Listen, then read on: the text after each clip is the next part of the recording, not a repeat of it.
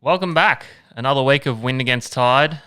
Jeez, she's been a big week. Oh yeah, Davey. Big news coming from your household this week. Yeah, I'm actually, this is dedication, me being here, because I've left a 2-day-old sleeping baby at home, supervised Yep. with Maddie.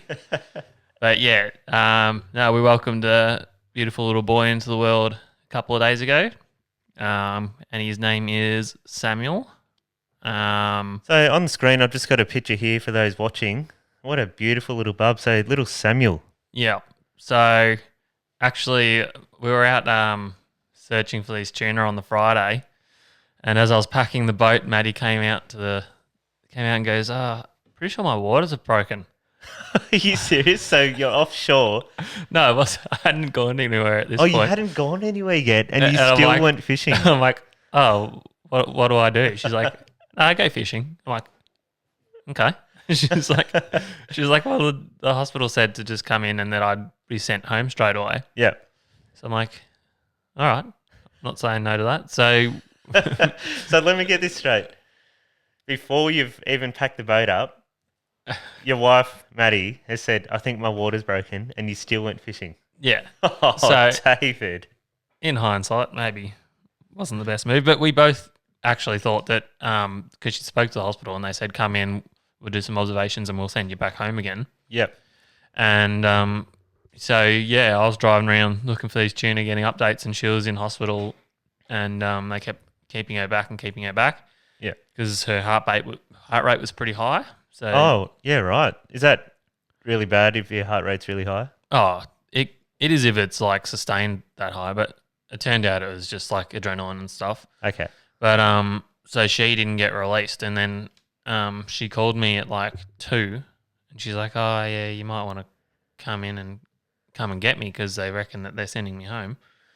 I was off like gonna matter at this point, and she'd said to me in the lead up, like, "Just make sure you're within an hour from home." Well, So I reckon was Gunner like, Matter is about an hour from Stony Point Ramp. yeah, driving the boat. Yeah, But yeah. then I still had to get in, put the boat away, and all that. Yeah.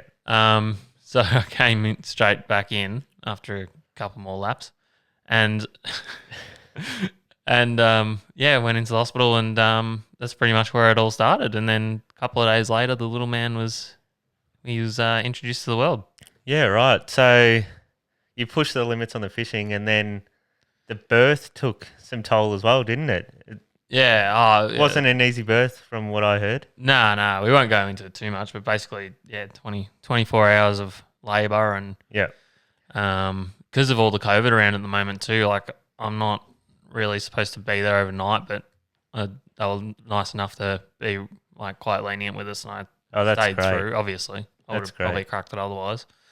So I was in there the whole time, trying to do as much as I could to help, but you can only do so much. Oh, yeah. And you feel a bit helpless. I'm like just constantly offering water and stuff. Yeah. I'm like, I'm the best damn water boy you've ever seen. It's a bit like that, isn't it? Yeah. I felt the same when I had my firstborn, when even when the baby's at home, because they obviously breastfeed, and Yeah. you just have to wake up and be there for moral support. Yeah. It's not like you can do much. Like, Yeah. It gives you a newfound appreciation Yeah. For women. And actually, one of the first things I did was call mum, and I'm like, "Holy crap, how'd you do this 3 times?" She's like, "Yeah, this is what I've been saying." Exactly. So, yeah, no, very happy. He's beautiful, perfect little man. And another couple of weeks, and we'll have him out chasing some tuna on the ocean, no doubt. Oh, I reckon. No, we'll wait a little while. But So settling well. Samuel there with a 3-meter flatty. yeah, I had to get a photo of him next to the 3-meter flatty when I got home. Yeah. But no, What a little cutie. yeah, so the show's first baby. Yeah, so we welcome a new member to Wind Against Tide. Little Yes, Sammy. yes. I'm sure we can get him in some stage this year, I reckon. Yeah, when he's not going to cry the house down. Yeah. Just a So- cameo appearance. Yeah. So yeah, that was amazing. Experience of a lifetime, Adrian. But, Yeah. the fishing on the Friday was no good. No, well, the weather forecast, I guess the wind sense, it was great because we had storms pushing over from the north. It was like a ex-cyclone system that they'd pushed over. Yeah. And the winds were quite calm offshore where we were, but you just had to push through the waves of the storms. Yeah. And Well, yeah. When I looked at the forecast, I actually saw that there was thunderstorms around, yep, but the wind was good. So I was like, oh, she'll be right. Because half the time when you're offshore, the thunderstorms go around you anyway. yep. But not this time. We took 3 direct hits from some pretty big storm systems, lightning cracking around us. And Adrian was in his little 420 Renegade, and I was in the Edencraft with the canopy. Yeah, no, I copped it. Yeah. I copped it. I got a little video here of me in the rain in the first wave. That there wasn't really any wind with it, so it was nice. It was funny. Yeah, it was just like lots of rain. So here it is here. Those listening on the radio. that's not static. No, that's It's fast straight in a mega storm. so that's a lot of Nowhere rain. to run, nowhere to hide. So I think the best way is to just wait it out. We were actually really worried about you. Were you? I'm like radioing you, Mega going. lightning and everything here. I was like radioing you, going, "Do you want to jump on here and we'll raft the boats up?" And you're like, "No, I'm good." Yeah. in your raincoat. Yeah. But I was in my little raincoat because I copped a lot of water. I'm like, nah, I can't deal being in wet clothes, so chucked the wet weather gear on. And fortunately, there were little hour breaks in between the waves of storms, so Yeah. I got to take all the wet weather gear off and then lay it out on the front casting deck to dry. And it'll dry just in time for me to put it back on for the next wave. Yeah, there's a little video there from my perspective as well. I think in the second front Oh, yeah. when we hit, and I'm just like thinking, God, this is wouldn't be fun if you were Adrian. And then towards the end of the day, Here he is here. this is at the end of the day. Oh, is it? That's is that all right, not the though. right one? No, run that through. Okay. You're a madman. You're an absolute Oh, madman. whoops. Oh, No, but yeah, I was in my little Renegade offshore and got absolutely smashed in the rain. well, in the end, when I had to go in and you were just in your element pounding towards another giant electrical storm, Yeah. I had to actually tell you off Yeah. and make you follow me back because I couldn't leave you out there. Yeah, so this is me just trolling through the So rain front. You're happy being in the rain there. I'm not in some sort of Not happy, but small tinny or something. And yeah, you're basically saying you're glad you're not in a small tinny of some sort. And yeah, not happy, but certainly happy that I wasn't you at that point. oh, I bet you weren't. So yeah, made you follow me back in at the end of the day because I couldn't leave you out there like a maniac just driving towards this storm front. Plus, there was no tuna out there anyway. No, but I secretly reckon you didn't want me out there because I would have found them because I was ready to grind and you were apparently scared for my well-being. Yeah, well, everyone was telling us that that next one that was coming had some serious wind on it. Well, it didn't. That's the No, thing. it didn't. But then, yeah, the northern suburbs, they copped it. You know me going in at that exact time really stuffed me up. Yes. Because it was I guess a full tide of the spring tide. Mm, So at Flinders, when you got a high tide, it's quite surgy. it's the worst time to go in there, yeah. So you can literally have your trailer in the water, and then within 2 seconds, you're completely dry. Yeah, So you got to time the boat to get on the trailer, yeah. and it can be quite tricky if you haven't done it before. And the sand's all soft Yep. because it's up at that top section. That's right. Yeah, I've had that before where like when I was putting my old boat on and it was like trailer was underwater, Yep. trailer was completely dry and the boat was sitting on the sand. And it's the only time I've ever done damage to the boat was because it just got hurled into the cross brace at the back of the trailer. But Yeah, and the thing there on the high tide, you've only got one little section to reverse down, and it's right next to an old slipway. So yeah, if you get pushed over too far to the left-hand side, you're going to ram right into the slipway and probably, damage your boat quite heavily. So sorry, I didn't. I wasn't thinking about tides. no, but I got it on safely. It was just, it was in the pouring rain too when I was trying to do it. I'm like, Yeah, and I went back into Stony and it was literally like I was just standing in the shower the whole way home because I had to have the clears open so I could see where I was going because there was people sitting there anchored with no lights on. And I was like just literally just rain. Lucky it was warm. yeah. But we got back in the end and then straight off to hospital. So No, well done. eventful day. So And then you pushed all the limits through the storms and through pregnancy and still went fishing. yeah, That's incredible. yeah. Well, fun story to tell Sam when he's a bit older, anyway. Yeah, for sure. And you didn't you have another fun time at Flinders Beach the next time? You Oh, went yeah. out? So I went out a couple of days after that Friday because I didn't find any tuna, and there was your brother went out the day before actually on Sunday, and he didn't see anything out the eastern entrance either. So I'm like, well, there's nothing out the east, nothing out the west. I'm going to launch off Flinders. So this Monday morning, and it was another surgy high tide. It's actually funny just to go off on a tangent here because you never talk to my brother really, No. and so we weren't really telling people what was going on with the baby because we just wanted to make it a nice surprise or whatever, and we didn't want people worrying. So guys, what's happening here? Dave's having a dig at me. So Yeah, but I did tell Adrian because I'm speaking to him constantly anyway, and I'm Yeah. like, he won't talk to my family. And then so I get a call from my brother. He's like, "What's going on here?" Adrian's just updated me that you've been in hospital for 2.5 days. I'm like, you freaking bastard. no, well, it was funny because I thought he knew because your other brother was out you when your wife's water broke. So I had a feeling they all knew, No. but I didn't actually say that. Have they had the baby? I'm like, oh, have you heard from Dave? I think they've been in hospital for a couple of days. And he goes, oh, I mustn't be in the loop here. I'm like, oh, I think I only knew because Maddie's water broke the other day. So That's all right. yeah, Anyway. so I ruined Dave's birthing surprise to his close family, I guess. Well Yeah. done, me. Good work. I hope you're proud of yourself. But back on your story there anyway. Yeah, so I launched Monday morning, and it ended up being another spring tide that was all the way up, very surgy, and it brought lots of kelp and weed in with it too. That's the other issue. Yeah, so I'd backed the car in. Yep, there was plenty of boat and water. Then there wasn't. So I had to back it right in. So basically half my car was underwater there at the time, and I had to prop right up because once it comes off the trailer, because it's just flat. If you come off it, your motor's basically gonna hit the sand. So you had to have your prop up quite high. Yep. And so it was basically set up like a rooster tail, but I've got it in reverse gear, and it's basically flicked kelp and weed all in my boat, all over me. And it took me all day to clean all that weed out. It was like a rooster tail that just sprayed weed in the boat. I was actually sitting there when you sent me that, and I'm like, holy shit, that's hilarious. It was the I worst. don't know if you have that photo of that, but anyway, pretty funny. Oh, yeah, I do somewhere, but I haven't got it prepared. And being you wouldn't have liked having your boat messy like that either. No, well, it was everywhere. So you could only get, and because I got carpet, that's another thing. I don't like carpet. Everything gets stuck on it.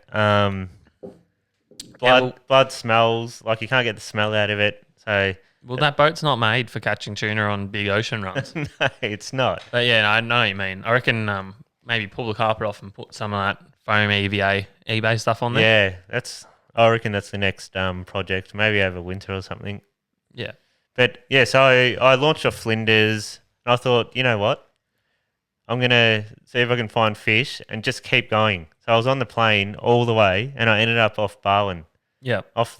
basically straight out of the Barwon Heads there. And Which is a fair run. yeah, it's about 50 Ks from Flinders. So, Yep. And And? yeah, I ran all the way there, and I actually found the tuna eventually, Yeah. and they were acting like they were in winter. So Yeah. Okay. where they weren't actually milling on the surface, where they'd just be on small patches of bait, busting out of the surface, like full on. Yep. So you had to. It wasn't trolling conditions. Yeah. It's where you had to find them, and then just stop the boat, wait for them to come up, and then cast at it. So I had this issue where I'd find fish, I'd go on the plane, find them, and I'd stop my boat waiting for them to come up. Mm. Then they'd come up, and I'd get a cast in, and then 3 boats would come basically at full noise, Yeah. That's the problem. thinking with- I've yeah. found fish somewhere, and they're so oblivious that they don't know that I'm waiting for them to come up and cast at it. Yeah. One time they literally just jumped out, and 3 boats went over the plane at full noise right over my fish. And that didn't just happen once. It happened like basically 3 or 4 times throughout the day. Yeah. Well, that's the whole issue with the whole RIP area is just the traffic and the Yeah. people that probably don't do that much offshore fishing, but it's nice and close to home, so everyone gets drawn out there. Yeah, you probably got about 3 or 4 ramps there that are really accessible to where those tuna were that day. So Oh, yeah. Yep. And you got both sides of the. Well, you got the Peninsula and then Geelong side. Yeah, and Barwon as well. Yeah. So yeah, it's a lot of people with good access. But I often say a jumping tuna is probably one of the hardest tunas to catch. Yeah. When they're jumping around like that, because they're usually pretty locked in on what they're feeding on. Yeah, well, mate Mitch Tapman was out on his Renegade as well, and he managed to get 2 of them. And they look quite small fish, to be honest. So like that 3 to 4 kilo range. So Mitch outfished you basically. Yeah, he did. He got 2. Yeah. He got 1 on a popper and I think 1 on a stick bait. So well done, Mitch. Well done, Renegade Club. Yep. Oh, He wants to go on the Marlin with me too. Yeah. He goes, when you go up, I'll bring my tinny too. I'm like, sweet. Yeah. I reckon I'm going to come. Yeah. At least for a few days. Yeah. Yeah. If there's like a good weather forecast and you're up there, I'll just boot up. Yeah, jump on. for sure. Small boat, big fish. Can't get any better than that. Yeah, so my latest tuna trip was basically a trip of frustration. Yeah. There wasn't much I could do to... Yeah. Like if in winter when we had that off the east entrance, we had it to ourselves so we could kind of... Work it out. And just wait and then catch them. Yep. As this time you had boats planning over you, following you, because they can see that you're casting at things and... Yeah. That's all right. It's early days. Yeah. We've got a few more months of hopefully good fishing to come, and I reckon we'll stick some tags in plenty of fish. But, for sure. So the other thing that's been happening this week for you is the never-ending journey of trying to get your boat propped right. Yeah. / you're considering putting a bigger motor on there. Yeah, so basically, when we did the Portland trip, you, me and Joe, that's what made me go, shit. This is no good. No, because we were 3 up. I'd never been on the boat 3 up before. It's only ever had 2 people on it before. Yeah, plus probably 50 kilo of tuna on there. Yeah, exactly. So we had all that as well. And we basically had to get 1 or 2 people to jump on the bow to get on the plane. I go, this is not good, because I want to be fishing areas with current and swell. And if I'm in the slightest bit of trouble, I want to be able to punch out. Yeah. Just get out of that trouble zone. Yeah. But with the current prop and motor setup I've got now, it's actually no good. So the issue is that the Merc that's on it, if you went up to the next size in that, it's the a same lot more size weight. block. Oh, Sorry, the 60. you're not gaining very much, yeah. No, so you can go to 60, right? It's the same size block. Basically does the same thing. Yeah. It's no good. Pointless. So what's the other options? Well, I'd been speaking to dealers and... What kind of dealers? Boat dealers. Oh, okay. JV Marine. Not drug dealers. And no one wants to sell me a motor. I don't know why. I'm happy to pay cash. Yeah. But they go... Big wheels. Yeah. That's must be nice. No, well, if you go, this guy wants to buy this, done. Yeah. Sold. Yeah. But they keep saying, no, I don't want to sell it to you. I go, can't we just put a 75 on? No, it's too heavy. I'm like 40 kilos? That's not that much weight. No. But, so no one was selling me this, and then they gave me a prop to try, and I whammed it on last night. Yeah? How'd that go? Actually, it rides really, really, really well. Yeah. So I'm high, dry, and I'm sitting flat. Yeah. And I'm getting good hole shot. But the problem is I'm losing... Well, when I first got the boat without putting all the extra gear on and stuff, I was getting a max speed of 50, 52. Yep. And then recently I'm only getting like 42. Yeah, right. So now with this new prop, I'm getting 40k. Yep. So I've lost a couple of k's top speed, but I'm getting hole shot. So hole shot means when you put the throttle down and take off, it's jumping out of the hole and you're on the quicker, plane. so it's gripping a lot harder because you've gone from a 3-blade to a 4-blade, so obviously more surface area to grip the water. But I think you went from a stainless to a alloy prop. Yeah, so I went from a stainless Vengeance Mercury prop. Yeah. It was a 14 by 12 pitch, so 14 inch by 12, and I've gone to a 13.8 by 11 4-blade. Yeah, right. So it's slightly dropped in size by Yeah. 0.2 of an inch or whatever. Yeah. And we've dropped the pitch slightly, I think, to 11, and we've got 4 blades now. So that's why I'm able to get more revs, but I'm losing top speed. Yeah, cool. So. Oh, well, that'll do you till another motor is available, won't it? Yeah, so I'm hoping in 6 weeks I'll have a new donk on the back. Yeah, right. Yeah. God, you've done some mods to that little motor. No, well, it needs it. It needs that speed. But it begs the question, why sell these boats so underpowered? Like, imagine if you only had a 40 horsepower on there. Like, you've already got the max horsepower. Yeah. Why would you rate them so low? It's ridiculous. Yeah, well, another brand has said, you know what, we'll sell you what you want, but I'm recommending this motor. Mm. And I've done some research on it, and it looks the goods. I've seen 5 metre fiberglass boats that are doing, 33, 34 knots with this same motor on. So Very good. So watch this space for some tinny bashing with Adrian. yeah, so if I put this new motor in, which I probably will, I'm hoping I'd get, the high 30 knots, which will be bloody awesome. Yep. For No, that that'll be size great. boat. Yeah. And That'd be very heaps cool. of whole shots. So Awesome. All right. Well, we'll keep everyone updated on the tinny mods because they seem to be ongoing. yeah, forever going. God knows how this boat's going to end up. It's probably going to have like a tower on it. like a bay boat tower at the back Yeah. with my gondolier paddle. Yeah. So yeah, I don't know how much more stuff you can jam on there, but that'll be very interesting. Hopefully, we actually catch some fish on it. That'd be nice. What do you mean? It's caught fish. Yeah, but like some really proper fish. Oh yeah. You want the barrels the and big dogs, Well, I'm going for a big marlin. the big cod dogs. not a big marlin, but a normal marlin. Actually, I reckon we need to get Mitch to help us. Who you were speaking about earlier, Mitch Chapman, Yeah. because he's a bit of a guru, and he seems to catch a lot of big cod, Oh yeah. and we're crap at cod. We'll get him on the show one day. Yeah, Yeah. sounds good. He's already offered to go camping at Eildon this winter with us. So Yeah, nice. take the tinnies down to Eildon and have a few campfires and try catch some big cod. Oh, nothing better, Adrian. Nothing better than a good Eildon camp out where you just spend the whole time cooking delicious food instead of fishing. Exactly. You lose the absolute plot. Yeah. All right, That's the well, plan. good update. I enjoyed that. What we might do is do the whip around. Oh yeah. Yeah. What do you got on the whip around this week? Because I caught nothing. Well, you were just telling me about our mate Rodney, who's been up at Bermagui. Yeah. He does his Bermagui trip for a couple of months every summer. Yep. He goes over just after New Year's. He heads up there and So we know the marlin reports there have been picking up. So Rodney went out and he ended up at Turos Canyon. oh, not the canyon, but yeah, up that way. Turos, yeah. Yeah. Is that's south, isn't it? It's like Marimbula. Oh, I don't know. Yeah. I thought it was north. Oh, maybe it is. Yeah. You're thinking of Tarthara. Yeah. Tarthara's south. Okay. Yeah. There you go.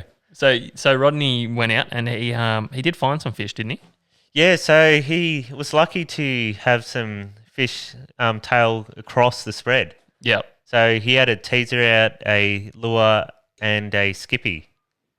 Covering all bases. Yeah. Is that recommended? I don't know. I think that's what he had. Oh, Or did he have a livey? I don't know. I've lost had it a now. livey too. It was telling me a whole bunch of things. But anyway, so He just thought he'll chuck everything out. basically, Yeah. and he had his deaf old man on the wheel. So it was him, his son Nick, and his old man Richard.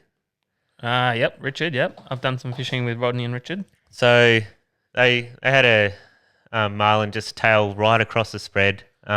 Rodney's got his old man in the wheelhouse and told him what to do. Yep. Said, slow it down. So the marlin came up on the lure. Yeah, Yep. on the teaser without the teaser. lure. Yep. So he's pulled the teaser in and he's told his old man, slow down because I want to get this, I want to switch the bait onto it. So Yep. his old man, so deaf he couldn't hear. I think he's knocked it back a bit. And it's too much. yeah, too much. And then he's tried to correct it and he's gone too far. So the marlin didn't know. So what the was marlin's going on. gone, so they're gone too quick. Yeah. So the marlin's gone back and he's grabbed the lure at the back with a hook on it. Yeah. And Rodney he had the drag too loose on it apparently and didn't set the hook properly. It was on for about 5 or 10 seconds and Sounds the fish like was mayhem. gone. Yeah. So switch baiting's probably the hardest way to catch marlin, but the most spectacular.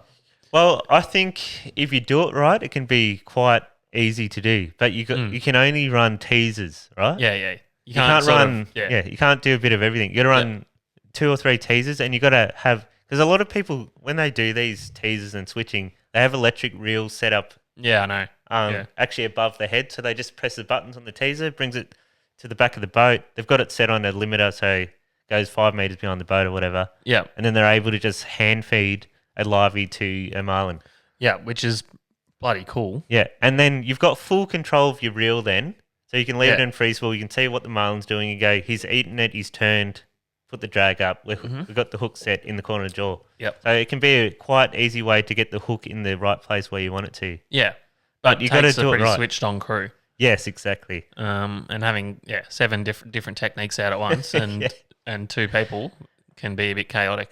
But good work finding the marlin there, Rodney. Yeah. He said a few boats are caught, Yeah. which is a good sign. It looks like there's plenty of good warm water heading just north of there. So Well, I heard there's like some water heating event going on where the EAC's pumping down like some of the hottest water wow. like in a very long time, and they're actually concerned about how hot the water is and that it's going to create. What temps are you talking here? Oh well, I don't know, but hotter than normal. Okay. So probably high 20s, I'd say. So they're seeing, well, they're likely to see some more tropical species push a long way south. Yeah, right. Because last year Rodney caught a couple of wahoo, believe it or not, off Burmese. So. Yeah, that's crazy. So So that's maybe- already warm water. Yeah, maybe some of that happening. And But- you do see the odd whale shark down off Burmese too, and Yeah. Eden. So Yeah, but you know what that could mean? It could be really good for Lakes Entrance marlin in Victoria this yeah, year. Malakuta lakes. Yeah, because you need quite a heavy, fast current to hook around that corner there. Yeah, and once it gets trapped before it goes around to Tassie, it kind of traps there and holds bait. Yeah, it actually provides some of the best marlin Yeah. fishing ever, especially in around the oil rigs off Lakes Entrance. Yeah. Because there's so much structure there, and it's only And like it's a 60. it's a huge kink that goes around towards Tassie, so it holds bait there. It eddies in there Yeah. and holds in there, yeah, and the structure holds it obviously. So once they're in there, they normally stay for a long time, and because it's only 60 meters or 70 meters or whatever, stuff like skip baiting and exciting surface fishing is really good because they've got such good eyes, Yeah. and they can't go terribly deep, so like because the water's not deep enough there, so they're pretty much always within view of your skip baits and stuff. Yeah, yeah. So yeah, hopefully that'll happen because that's bloody exciting. Yeah, it's still a fair drive though, Lakes. Still 4 hours. Sometimes you'd rather just go the extra couple of hours to Yeah, but if Eden or it's- Burmese because it's only... fishing's red hot. Then Yeah, it's worth it. exactly. Yeah. It's only, at least it's better than swordfish where you're running like 100 Ks. These are only, I think, 70 K to where Yeah. the rigs are. So, Oh, exactly. Yeah, only. so keep an eye on that. I But the reckon. thing is, a lot of us like going to Burmese because it's only 18 Ks. So if they're off the bait hole, which I think they have been the last couple of days, the marlin, Yeah, it's a good area. that's only 18 kilometres from the ramp. Yeah. So it makes it really accessible for a lot of boats. So Yeah, I know, yeah. Oh, yeah. I'd say that's probably going to be the better location with your boat. yeah. Not that I think you wouldn't go off lakes because you're a No, maniac. I would because I Yeah. travel 60 We do Ks that for anyway. a little school tuna. So why wouldn't I do it for a marlin? Yeah.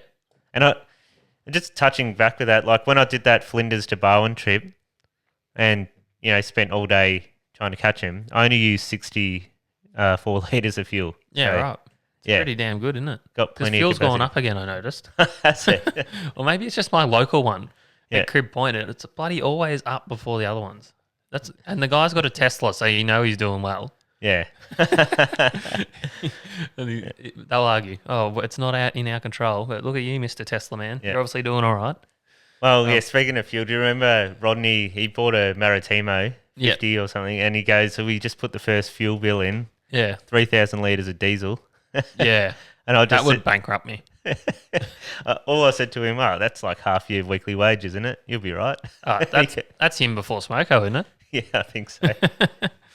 All right. Well, continuing on now on the whip around.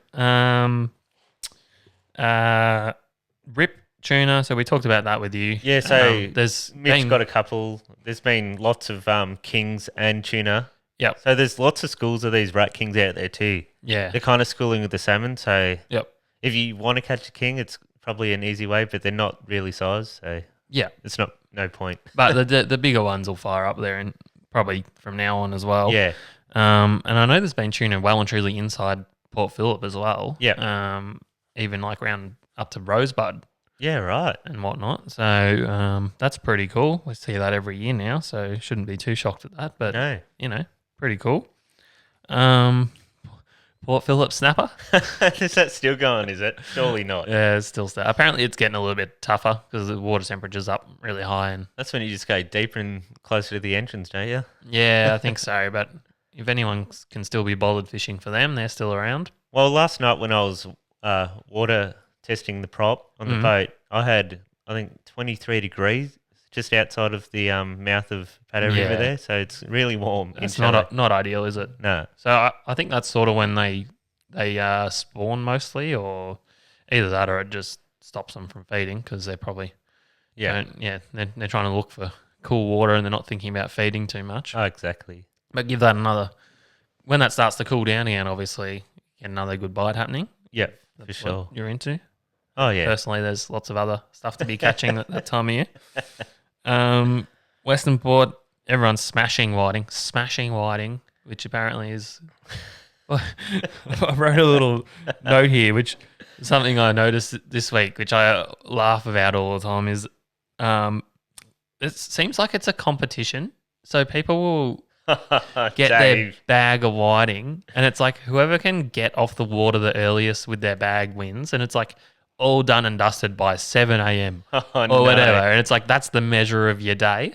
I used to think the measurement was how high you could stack your pyramid on your bait board. Yeah, pyramids on bait boards. You got to sit on your motor with like a pyramid of whiting on it, and if you can get in before everyone else has even launched, you've won. Yeah, and then I don't know what you do the rest of the day. You just sit around wishing you were still on the water, probably. What I want to know is, these guys go out like every day to get these pyramids, like quad stackers on their bait boards. Like every day they do this. Yep.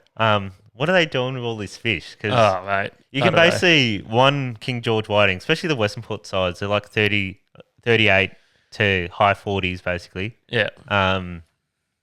That feeds one person basically for a whole meal. Yeah. Just one fish.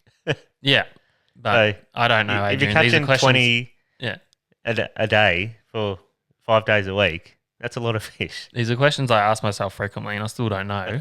But I don't know. I don't get the mindset. Personally, I go fishing, and I want to be out there for as long as possible, enjoying nature and seeing stuff. Yeah. So each to their own. But yeah, Western Port whiting going really well. If you want to do some quad stacks and be in by 7 a.m. Before everyone launches. Kingfish, Welsh Pool, the islands out there. It's become a really good fishery. Adrian. Yeah. There was a phone ringing in the background. Oh, there was. I reckon you owe me a slab or something for that. Kings off Welsh Pool. That's become a really good fishery. So It has. apparently Kev Bahaja was telling me the water rolled over a little bit and it became a little bit tougher to catch, but I'm sure that they'll fire up again. I noticed the water offshore the other day was pristine blue. Did you notice that? Yeah, so because we had a lot of rain as well, when I went on Monday, there was a huge line in the water. Yeah.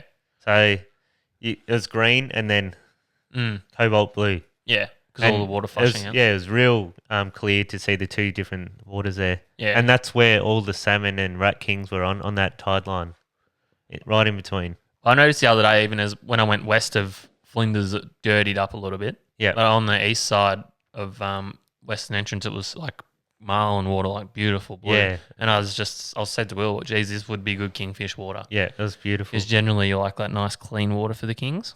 Welsh Pool, kings should be going quite well. Tamboon Reef up at past Cape Conran there, Tamboon, going That's really good. Bem River, isn't it? Yes. So they're feeding pretty well. If you ever want to see some cool footage of that, have a look on Ufish TV because we went up there many years ago and had some insane shit going on with schools of them everywhere on the top. I think we've showed that on the podcast before. That's all right.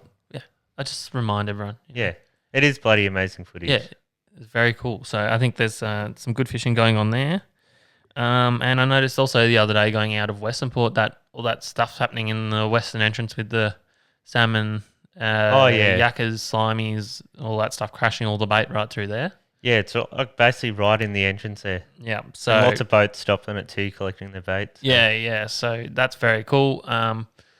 And I reckon we're gonna see. I'm gonna make a prediction here. A fishery there with the kingfish underneath, and possibly it's already happening, but people aren't attempting it. With the kings hanging around underneath those schools of fish, and Yeah, possibly. for Because sure. you see it everywhere else around the world, basically. Well, quite often I stop there and we're catching these bait fish and you mark big marks under them. And I have tried dropping live baits on there to no avail, but it doesn't mean that they're not there.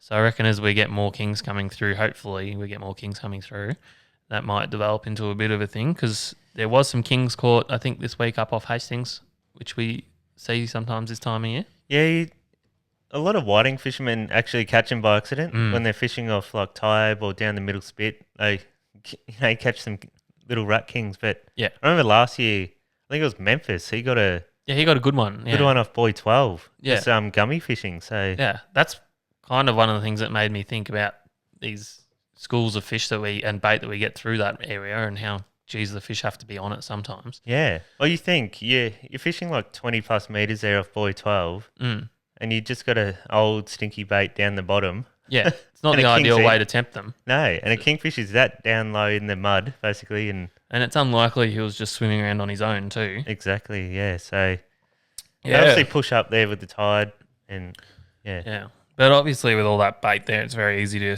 catch a few salmon and yakkers and that, and then the gummy sharks and whatnot of the Western Entrance are fishing very well as they do this time of year every year. So Yeah, for sure. yeah, that's about all I've got for the whip around, Adrian. Yeah, that's pretty good. Obviously, I haven't been fishing. And I Oh, don't you- think I will be going fishing for a little while. Well, you went fishing maybe Yeah. 6 days ago. Yeah. So But yeah, for a few weeks, I'll just be watching what you're doing. I'm going on Sunday, Dave. I'm going possibly for a king off Western Port. So you're All right. welcome to jump on. Fingers crossed. No, I won't be jumping on. You can just video call me and I'll be there. Well, the good thing is I got a high tide around 11 o'clock. So Yep. just launch in the morning, try catch some liveys, and then, go straight out there and see if we can tempt something on that flood tide. Oh, exciting. I'm excited for you. I'm excited for you to give me some kingfish fillets. I love eating king. I won't be keeping him. I'll be tagging him. Why? You psycho. I need game club points. Oh, No, I'd keep one, but make a quad stack of them. I think you're allowed, how many, 6? I don't know. I've never even, except for those hot sessions off Tamboon and that, I don't think I've ever come close to bagging out at home. It's usually 1 or 2 Yeah, per exactly. 5 trips, Yeah. if you're lucky. So yeah, that's the whip around, Adrian. Very good. Anything making you angry this week? Well, it did, but I already spoke about it. The boat's running over my fish. Oh, down at well, Bowen. hit that the sound really effect. grinds my To gears. Peter Griffin for You Know What Really Grinds My Gears. Thanks, Tom. You know what really grinds my gears? Yeah, boat's running over my fish. That's what really grinds my gears. That was really frustrating, Dave. You Yeah. have no idea. Like, No, I do have an idea. they'd kind of watch you, what you're doing, and then you'd stop and cast, and then they had no idea what you're doing and just obliviously just ruin your fishing day. They must have known it was you. They probably thought you were on the 100-pounders. Probably. Hey, there's Adrian over there. Let's go cast at him. All right. Well, yeah, What about well- yourself? What's grinding your gears? All right, here's one. Yeah. You know live videos Live videos, yeah, where you catch a banjo shark and shoot it on to the social media world. Yep. can be really cool, right? Because they're interactive and, like, you know, people can jump on there and they ask you questions and then whoever's there replies and, like, you can even give them suggestions and they'll, like, do whatever you're saying and involve you that way. Yeah. But so many people seem to use it just as a show-off thing when they're catching fish, whereas you could easily just take a normal video then post it later, right? Yeah, exactly. So they go live, so it goes to everyone's notifications and all their mates watch, but then they don't look at the questions people are asking, interact with it whatsoever. Yeah. And when you go live, because it's live streaming, the video quality is shit. It's probably 480p or something. Yeah, so you can't see what's going on properly anyway. Yeah. So they're not using the thing to its full capability. So you reckon they should be using it to interact, not just show the world what's happening right now. If you're just taking a normal video, take a normal video, then upload it. Yeah, So at least it's good quality and it's not like you're filming with a bloody Nokia 5210. 3310. Whatever the They real don't even early... have cameras, mate. Yeah, exactly. So that grinds my gears a bit, Adrian. Yeah, right. Yeah. You know what? You know what probably grinded Brendan's gear when he was on the flatty? I found a video of him. The gears of his boat grinding? Yes. What's that? Well, he was catching a flatty and we had a sup rider. He had a sup rider, a stand-up paddleboard rider. Ah, yes. Just stop and commentate about his fish. Yeah. Yeah, so I'll put this on here. I did notice that. He said you got to hold it close to the camera so it looks bigger. I guarantee you Brendan can't hear what he's saying. I think he pops up again in a sec. So There he Brendan's is. clearly doing a piece to camera here. There's some weird guy just hovering around on a surfboard. Yeah. He just... The guy's like, yeah, it looks good. And Brendan's like, yeah. I guarantee you none of that went, like he didn't hear him. Nah, so I reckon that would have annoyed him because Brendan actually doesn't like when people are watching him. No, he's a real hermit. Yeah. What's that word for it?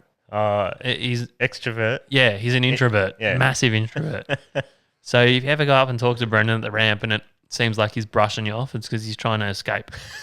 Yes. He actually shuts down too. Like I remember at one boat ramp, I think it was Lake's Entrance, and he was meeting someone, like someone was talking to him. Yeah. And he asked him a question and he just went blank for about 20 seconds. And we're just looking at each other like this. We're like, Brendan, he's asked you a question. And he's just staring at the guy in the face and he's just disappeared. His body was still there. It's like a glitch. It's like a glitch in his robotics. Yeah. And the other, while we're talking about that, the other hilarious moment that I will never forget with Brendan is when we were at Eildon and Sub, our mate Sub, was showing us a couple of cod spots and he's like, all right, follow me, guys. Yeah. And me, you, and Siraj are on the boat and Brendan takes off and we're like, oh, yep, but there's Sub behind us. Yeah. Brendan's accelerated past him and he's driving in front of him. So he's following someone from in front. Doesn't make sense, does it? Don't you normally follow someone by going? And Sub's just got this look on his face like, what the hell? And then, so it's just a guessing game as to where we're actually stopping.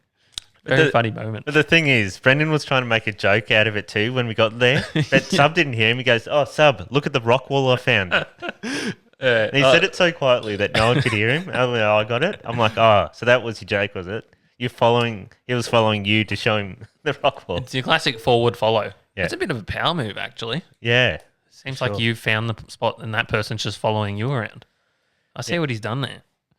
Yeah, so a couple of funny memories there, but yeah. I've had a couple of questions. Hey, Adrian, I didn't... we got questions, Dewey. Well, I didn't put up a post this week because I was busy babying. Yeah. But, there's a couple there from... What, on YouTube or...? From all over the shop. So I don't know if you'll be able to bring them up. No, probably not. But there's a couple there that we're not going to answer because we have covered them before. So don't get offended at that if they don't get answered. Yeah, look, if we haven't answered them, it's because we have answered it before on previous podcast episodes. So there was one where you and I interviewed each other. I think it might be number 6. Episode 6. Was it? We interviewed each other and we asked ourselves a lot of these questions, which was like your favourite fishing memory, your biggest fail. Oh, okay. Yeah, I remember various things like that. So we have covered it before. So we don't want to tread over old ground again. So I've got a couple here. Yeah, what do you got for us? Got one from Jonah. Jonah, serial questioner, fisheries officer Jonah. Yes. He's written, what's your top tips for taking good fish photos? Okay. Which is something we work on It a little bit. actually is some real good tips, especially for snapper and stuff. Yeah. So a lot of guys will hold, just say this is a fish, this remote, straight. But to get a real beautiful tail, you got to bend the tail around. Yeah. So the tail gets some good size on it. And you got to try not don't just squish the tail Squish down. the tail, you got to just lightly hold it. Yep. And then bend the tail towards the camera. Yep. And you might be thinking that makes the fish look smaller, but the photo's actually making it look bigger because the tail's closer to the camera. And don't hold the fish out too far because it looks stupid and you just look like a wanker. So instead of holding the fish out far, try and fill the frame of your photo because you want to pack as much fish into the frame. You don't want dead space around the fish so much, right? So try and fill the frame of the photo up. And personally, I think like you hide your hands a little bit so they're not covering the fish. But I see a lot of people will hold the fish from the backside of the fish through the gill plate and push their head out, and it just looks so out of proportion and stupid. So personally, I'm not into that.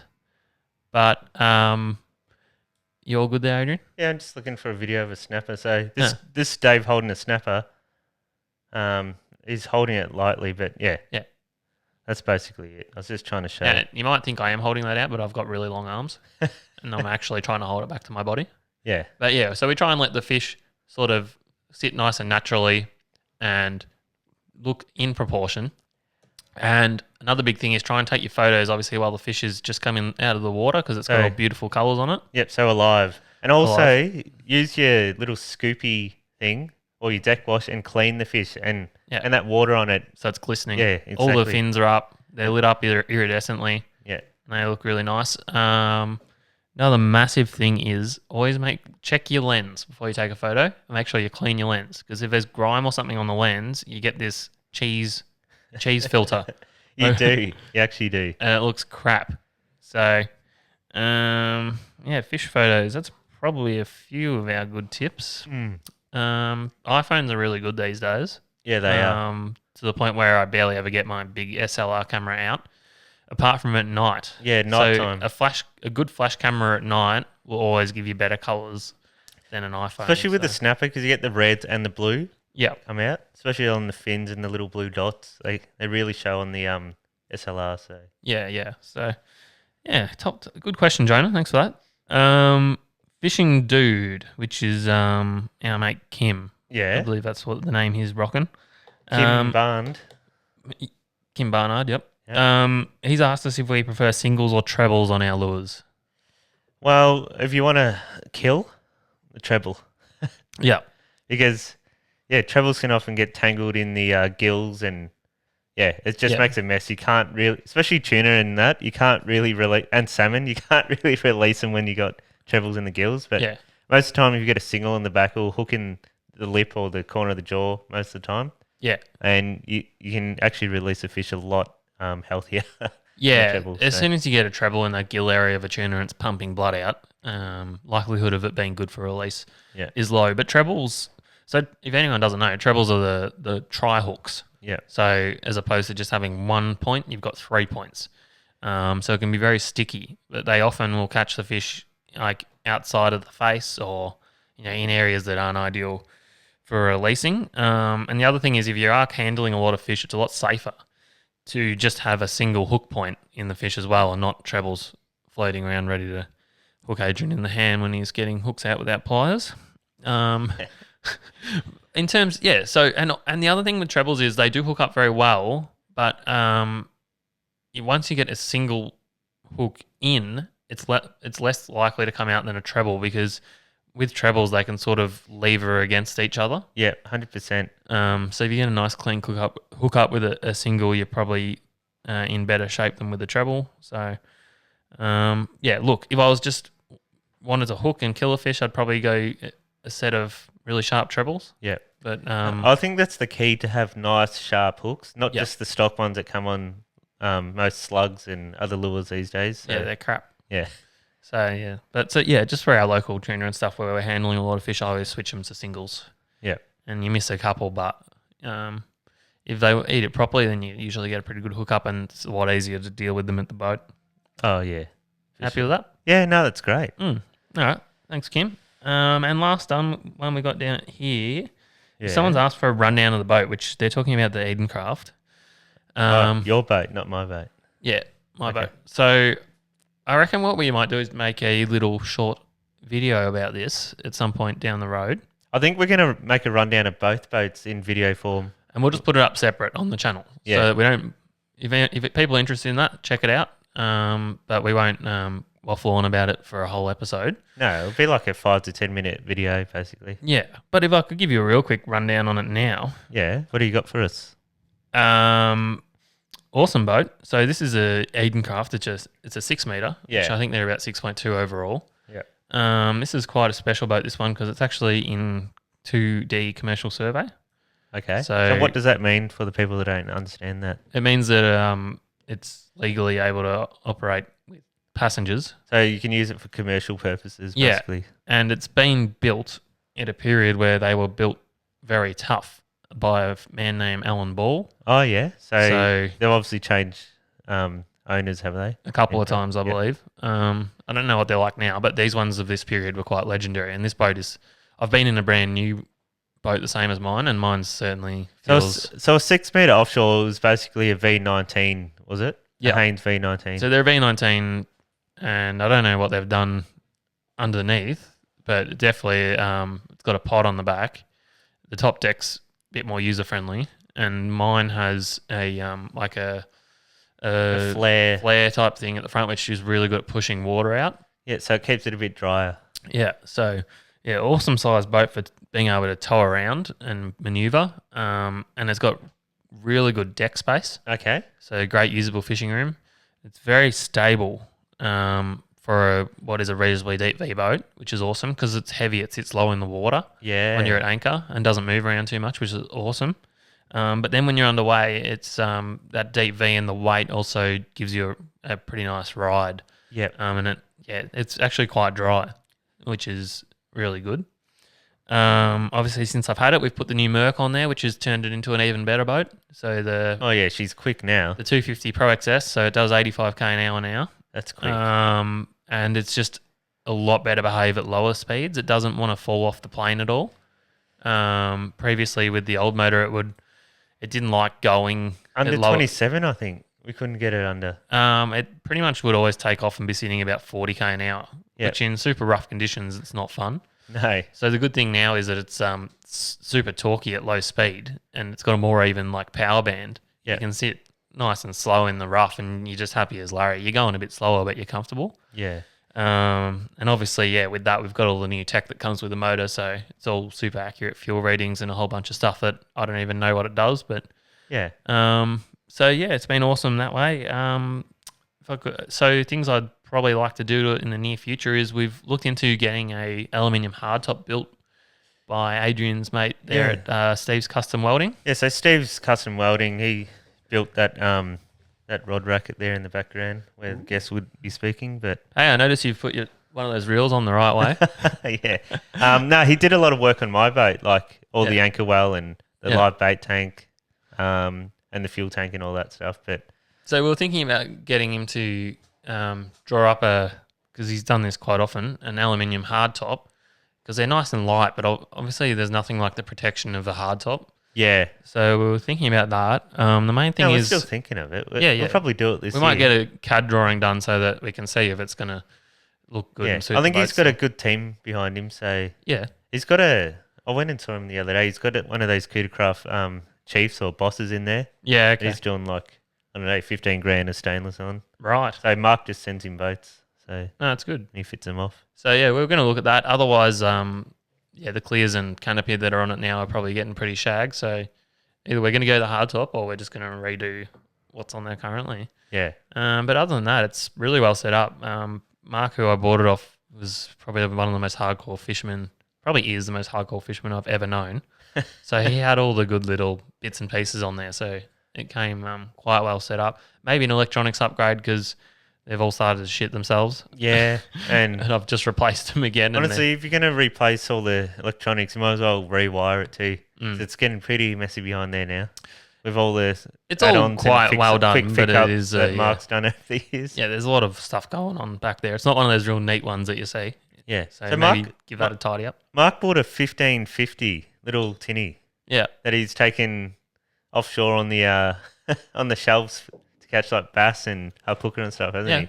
Yeah. He's got a bigger boat too, but Yeah. there's a bit of a trend there of people buying smaller, more maneuverable boats that are still able to go offshore lately, I reckon. Yeah. I reckon it's a good way to go. Yeah, well, it's just a lot easier to load up and fish out of. Yeah. Um, And you can store them really easily. yeah, because it takes a bit to set up the boat before you go offshore on the bigger boats and then clean up as well. Yeah. Whereas the little boats, you just slam everything in and go. Yeah, that's right. So whatever makes your fishing easy and faster is always a good thing because we're all pretty time poor as it is. Yeah, for sure. So yeah, that's a little rundown on the Edencraft. Awesome boat, bloody love it.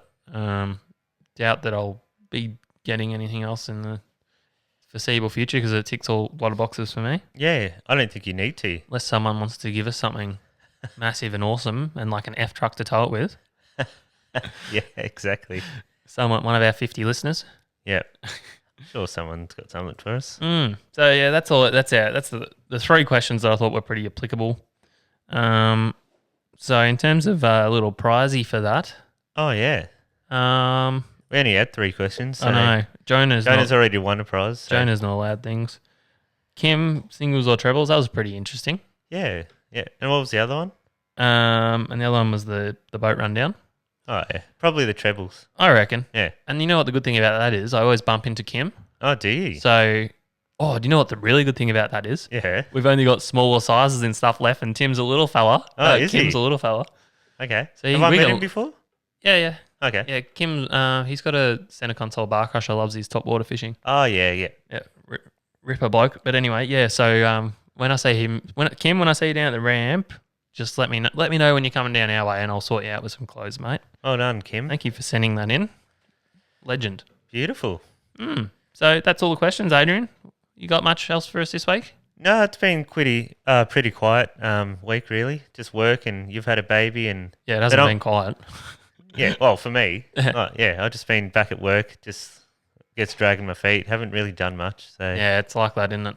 We'll not get looking back into forward it. to the year, but I know. Well, I'm not looking forward to going back to and work. I'll probably go fishing on the weekend. Hopefully, Awesome. kingfish or tuna, depending on what the weather's like. We But might come down and meet you at the ramp. yeah, when you come in. I'm thinking if I go kingfish, I'll just launch locally off Stormy. I'm not going to push myself and ruin my car more at Flinders. Well, if you just go at the right time on the tide, you'll be sweet. Oh, exactly.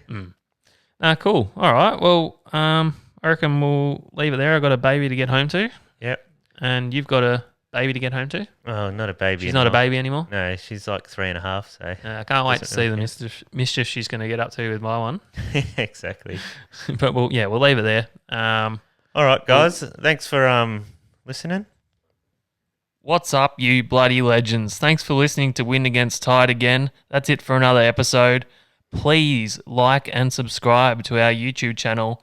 You'd be doing us a massive favour. Thanks, guys. All right, thanks, guys. We'll hopefully you tune in next week. So. Thanks, guys. Love you all.